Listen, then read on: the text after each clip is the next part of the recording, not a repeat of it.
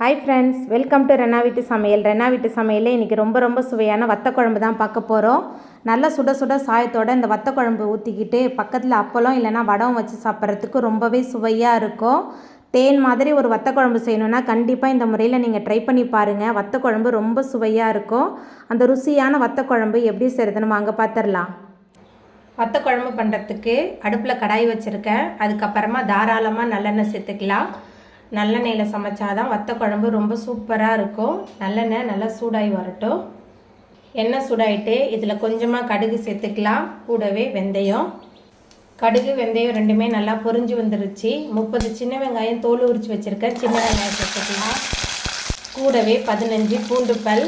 வெங்காயம் பூண்டு ரெண்டுத்தையும் சேர்த்துட்டு நல்லா கலந்து விட்டு வதக்கி விட்டுறலாம்.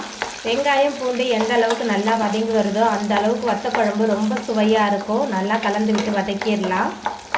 சின்ன வெங்காயம் பூண்டு ரெண்டுமே சேர்ந்து நல்லா கலந்து வதங்கிருச்சு. நம்ம சேர்க்கும்போது சின்ன வெங்காயம் எப்படி இருந்தது, இப்போ பாருங்கள் வெங்காயம் நல்லாவே வதங்கி வந்துருச்சு. இது கூடவே மிக்சியில் சேர்த்து அரைச்ச ஒரு தக்காளி பழத்தோடு விழுது சேர்த்துக்கலாம். கொஞ்சமாக கருவேப்பிலை. வத்த குழம்புக்கு தேவையான அளவுக்கு கல்லுப்பு சேர்த்துட்டு நல்லா கலந்து விட்டு வதக்கிடலாம். நல்லா சுட சுட சாயத்தோட இந்த வத்த குழம்பு வச்சுட்டு கூடவே அப்போல்லாம் இல்லைன்னா வடம் வச்சு சாப்பிட்றதுக்கு ரொம்ப சூப்பராக இருக்கும். வத்த குழம்பு இன்றைக்கி சமைச்சி நாளைக்கு சாப்பிட்றதுக்கு ரொம்பவே சுவையாக இருக்கும். வெங்காயம் பூண்டு தக்காளி எல்லாமே நல்லா வதங்கி வந்துருச்சு. அதுக்கப்புறமா இதில் மசாலா தூள் சேர்த்துக்கலாம்.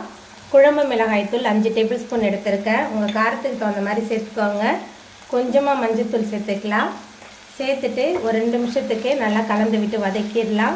வெங்காயம் தக்காளி அதுக்கப்புறமா மசாலா எல்லாமே சேர்ந்து நல்லா கலந்து வதங்கணும். நல்லா கலந்து விட்டு வதக்கிடலாம். மசாலாவோட பச்சை வாசனை போகிற அளவுக்கு நல்லா கலந்து விட்டு வதக்கியாச்சு. இது கூடவே சின்ன லெமன் சைஸ் அளவுக்கு புளியை தண்ணியில் ஊற வச்சு கரைச்சி வச்சுருந்தேன்.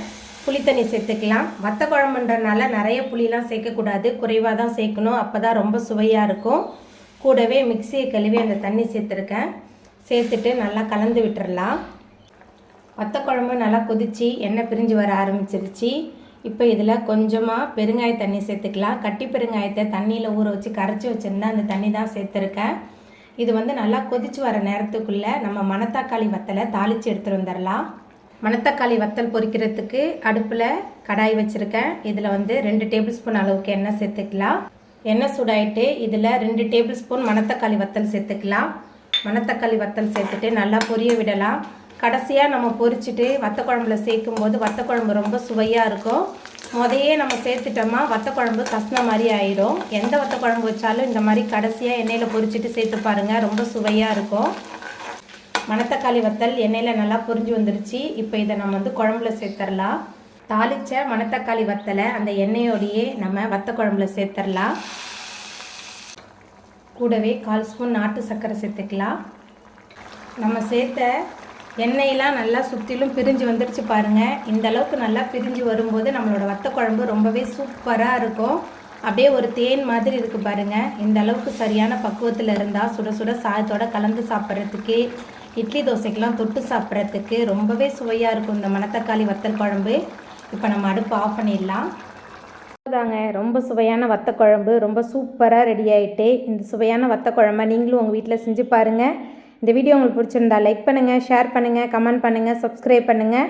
அப்படியே பக்கத்தில் உள்ள பெல் பட்டனையும் கிளிக் பண்ணிடுங்க. தேங்க்யூ.